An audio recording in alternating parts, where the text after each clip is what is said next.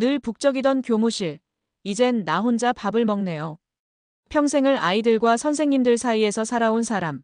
매일같이 아침 조회를 주관하고 회의실에서 동료 교사들과 함께 정책을 논하던 사람 바로 교장 선생님입니다.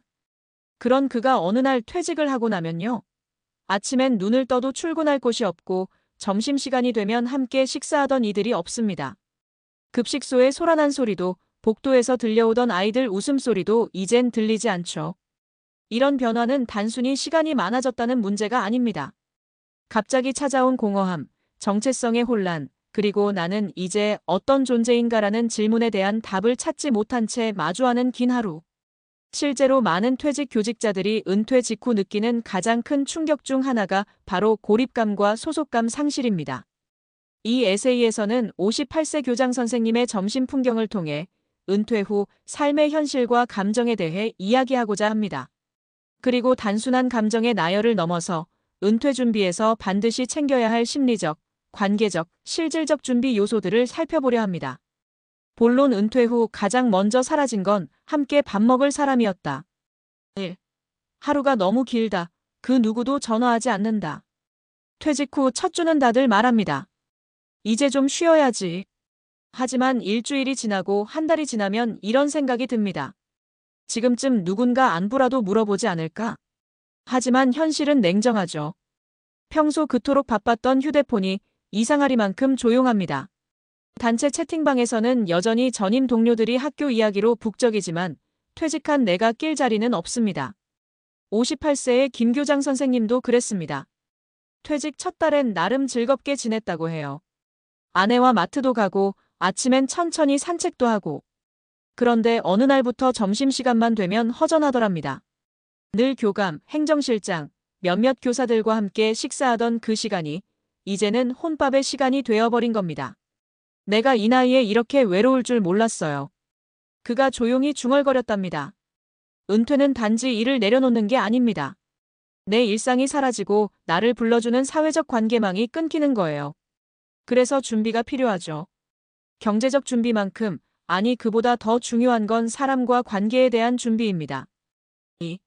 단절된 인간관계 회복하려면 의도적 노력이 필요하다.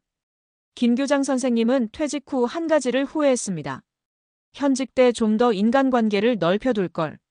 학교 외의 사람들과도 만나고 지역 커뮤니티에도 좀 더 참여했어야 했다는 거죠. 실제로 많은 은퇴자들이 비슷한 경험을 합니다.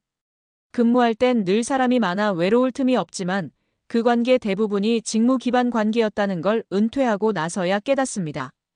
관계의 끈은 유지하려 하지 않으면 빠르게 끊어집니다. 그래서 은퇴 전에 꼭 해둬야 할 일이 있어요. 내가 아닌 나의 취미나 관심사로 연결된 모임 만들기. 직장이 아닌 지역사회에서 소속감을 가질 수 있는 활동 찾기. 친구들과의 관계, 의식적으로 유지하기.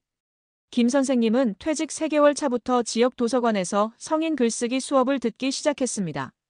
오랜만에 내 이름으로 출석하고 글을 써서 사람들과 나누는 경험이 오히려 학교 일보다 더 가슴 벅찼다고 해요. 선생님 말고 그냥 김로 불리는 게 처음엔 낯설었지만 지금은 좋습니다. 3. 경제적 여유보다 더 중요한 건 쓸 곳이 있다는 느낌이에요. 은퇴한 사람들의 또 다른 공통된 고민이 있습니다. 바로 내가 쓸모 있는 사람인가에 대한 고민이죠. 김 교장 선생님은 연금도 나름 안정적으로 받고 있었습니다. 집도 자가이고 경제적으로는 큰 걱정이 없었어요. 그런데도 우울감이 몰려왔죠. 왜일까요? 하루 종일 집에 있으면요. 아무도 나한테 뭘 기대하지 않아요. 말 그대로 투명 인간이 된 기분이에요.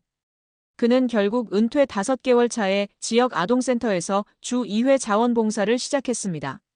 국어책을 읽어주고 수학 문제도 봐주며 지내다 보니 아이들과 눈이 마주치고 선생님하고 달려오는 소리에 다시 생기가 돌았다고 해요. 이처럼 은퇴 후의 삶에는 사회적 역할이 반드시 필요합니다. 경제적 안정이 되어 있다고 해도 그걸 써야 할 목적이 없으면 삶이 공허해질 수밖에 없습니다. 사례 요약. 사례 1. 58세 퇴직 교장 김 선생님의 외로운 점심. 퇴직 후 가장 먼저 사라진 건 함께 밥 먹을 사람. 현직 시절은 바빠도 관계가 있었다. 지금은 전부 끊김. 현재는 글쓰기 수업 참여 아동센터 봉사로 삶의 활력. 사례 2 60세 전직 중학교 교감 이 선생님. 퇴직 후 친구들과도 대화 단절. 건강관리 핑계 삼아 헬스장에서 소모임 활동 친구 3명 사귀고 매주 점심 약속. 몸도 좋아지고 사람도 만나고 일석이조예요. 사례 3 55세에 조기 퇴직한 전직 교사 박 씨. 퇴직 후 우울증 증세. 아내와도 말수 줄어듦. 지역 마을 학교에서 한글 강사 활동 시작 삶의 목적 되찾음. 가르치는 건 여전히 내가 제일 잘하는 일이에요. 결론 은퇴, 그 후에도 함께할 사람이 있는가? 퇴직은 누구에게나 옵니다. 특히 교직처럼 사회적으로 존경받는 자리에 있었던 사람일수록 그 공백은 더 클 수밖에 없습니다. 하지만 그 빈 공간을 어떻게 채우느냐는 결국 퇴직 전에 얼마나 잘 준비했는지에 달려 있습니다. 돈보다 중요한 건 사람, 여유보다 중요한 건 역할, 시간보다 소중한 건 소속감. 당신이 만약 곧 은퇴를 앞두고 있다면 지금부터라도 생각해 보세요. 나는 은퇴 후 누구와 점심을 먹을까? 이 질문에 웃으며 답할 수 있어야 진짜 은퇴 준비가 된 겁니다.